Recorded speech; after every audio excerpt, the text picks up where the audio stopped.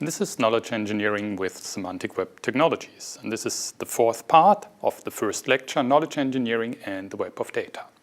And today I want to give you a short and brief introduction into the technology stack behind the semantic web. So what are semantic web technologies? You see here the big building block, the stack, and on the left you see the small pillar of linked data technologies. And linked data we take apart right now, but we will talk about that later.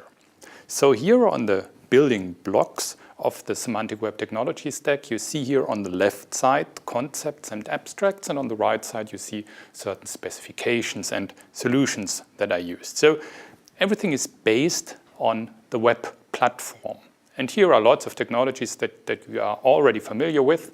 For example, URIs for identification, or HTTP, the Hypertext Transfer Protocol, for transporting messages from sender to receiver and back and forth, or Unicode for encoding, and also basic authentication mechanisms. Then on top of that, in green you see lots of formats which are serializations of languages, vocabularies, and things that are way above. And for example, you can encode everything in XML or Turtle. We will learn about that in RDFA or microformats. So the main building block here is RDF, which is on the so-called information exchange layer. RDF is the resource description format, and everything you can encode in RDF will be serialized here, for example, then in XML, in Turtle, or in another format before it's passed in a message to another system. And on top of this exchange layer, you have a layer where you can build models. So with OWL, for example, the web ontology language, or RDFS or SCOS, you can build models. You can, for these models, for example, also create rules, logical rules, and you can apply logical frameworks on top of that models, because these models are knowledge representations. Moreover, you have here in red a query language that can be used on data which is encoded in RDF. This is called Sparkle. And of course, you have a security and a trust layer inside that technology stack. So let's look at it a little bit more in detail. And we start right at the bottom. So for the first thing, for example, we use for identifying things, information resources, everything in the semantic web, we use URIs as a publicly known and generally used identifier in the web. So for example, the planet Pluto could be identified with an URI. So you see here the URI http://dbpedia.org resource/Pluto. So where does this URI come from? Pretty simple. So dbpedia, we will come back to dbpedia later also, is the semantic version of Wikipedia. And you all have heard about this online encyclopedia, Wikipedia. And for the article of the planet Pluto, for example, you see it here. On the right side of the page, you have a small box, which is called an info box. And in these info boxes, usually, there are tables of structured data. And this structured data can easily be extracted and can be transcoded into RDF to form a semantic representation of this entity Pluto. And this is what it's done for dbpedia. So dbpedia almost covers all the info boxes which are available in Wikipedia. So often a URI of dbpedia references objects from the real world. So this is a basic hub within the so-called web of data or linked data cloud, the dbpedia. So we can use this URI as a reference, for example, and an identifier for Pluto. So if you look at the web representation of dbpedia, you will then get, of course, a page for Pluto in which structured data encoded in RDF is shown within some kind of a table. So this is only a human-readable representation of that. Of course, you can also access directly the RDF representation of that. We will come back to that later. RDF, the resource description format, is here the main building block how data is encoded. So on that level, on the RDF level, all knowledge is expressed in type or in form of so-called RDF triples. which are small sentences of knowledge. So for example, if you say Pluto is a planet, or Pluto is of type planet, you can express this simply as an RDF subject, which is Pluto, about which an assertion is made. And then you have a property, so for example, RDF type. So this means you have a vocabulary which is identified via RDF. This is the prefix here. And then you have a term in the vocabulary which means which is of type. It's the type here in the RDF property. And then you have the RDF object, so which is a value for the property. And this means, of course, subject, property, object. Like in a rather small sentence in natural language, you express knowledge in these form of RDF triples. So here on the right side, you see, for example, some facts about the resource Pluto. And don't worry about the encoding, we will talk about that later. Here, for example, is knowledge about Pluto, and it states that Pluto is of type planet. So Pluto is a planet, he has a name, Pluto, it's encoded here in English. Pluto has a discoverer, and the name of the discoverer here is Clyde Tombaugh. And it has been discovered in 1930, and this Clyde Tombaugh is a person. And of course, persons do have a birth date and stuff like that. So this is knowledge encoded in RDF. And usually you encode here on that level knowledge about so-called entities. But knowledge about entities is expressed usually in relations that these entities have with other entities. And usually these relations follow some kind of model, so you need a schema definition for that.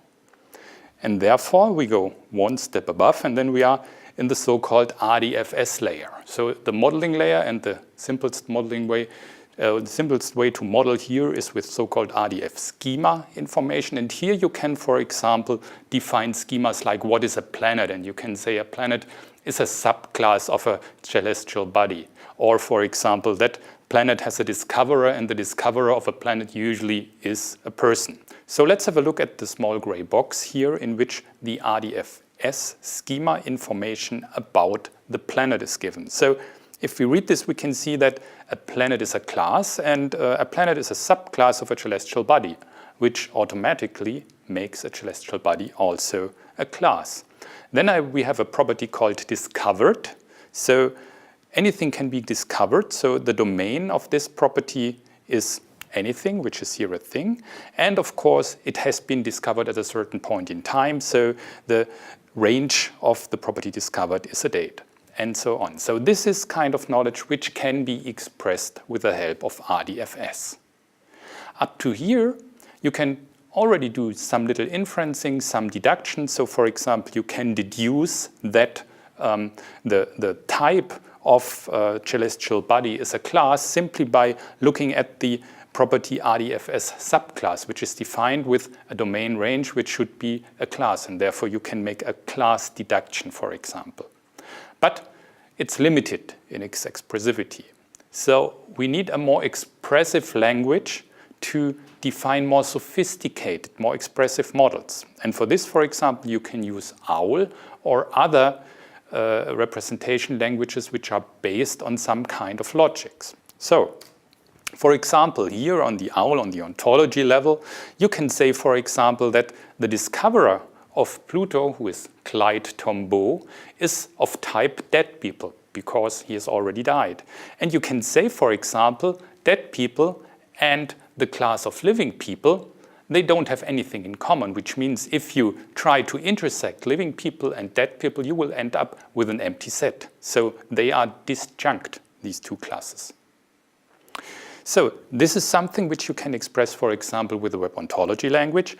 And you can also, in addition to that, state rules, for example, which define what dead people are. So for example, if you say, if you're looking at a person X, and if this person X has a death date Y, and Y is a date. So for all persons X who have a death date Y, you can say, okay, these are dead people, which is a class definition given in some kind or with some kind of a rule.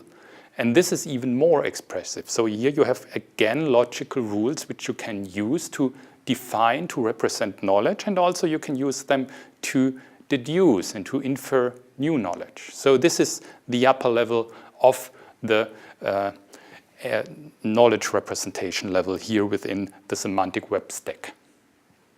Okay, but there are more interesting applications and standards here in the stack. One, of course, we have to look at, it's the so-called Sparkle language, which is a query language for RDF encoded data. So for example, if we using DBpedia as a huge database, of course, we can make queries on that. We can try to answer complicated questions. Like, for example, this one here, look for all space missions in the solar system which have become a satellite of their target, which is, of course, a rather difficult question, for example, if you try to answer this in SQL, in SQL. But in a Sparkle database, it's pretty simple. So you see here in the gray box, the Sparkle query. So in the Sparkle query, you first define a few prefixes which can be used to shorten or to abbreviate the longer URI terms. And then this language is adapted from SQL, so from the usual query language of relational databases. You have a select statement, and then you see here that you select things that have been discovered in the solar system and which are part of this class discovery and exploration of the solar system, and which, in addition, have become a satellite. So, and the result of that statement will be something like that. You will get a table in return with the names that you see here of space probes and the planets of which they are satellites now. So this is pretty interesting. We can, for example, if you click on that link here below, you can directly try this query for yourself. So this opens up a new window usually here, and you see here a so-called Sparkle endpoint. This is the Sparkle endpoint, the official Sparkle endpoint of DBpedia. It's publicly available in the net. And there you can make questions, queries like that. So here we have the same query that we saw on the slide, and then you here simply type run query. And you see the result here is a table with lots of interesting names of spacecrafts which then have become satellite of a planet. So for example, we have here Pioneer 6, 7, and 8, which now are satellites of the Sun. We have Venera 14, which has become a satellite of Venus, and so on and so on. So you see, this is an interesting thing to do to query this huge available semantic database. Okay, so this was only a course and a rather brief overview of technologies that we will address later on in that course. And in the next part of the lecture, I will show you how to make use of this available data, of this web of data, of this semantic web.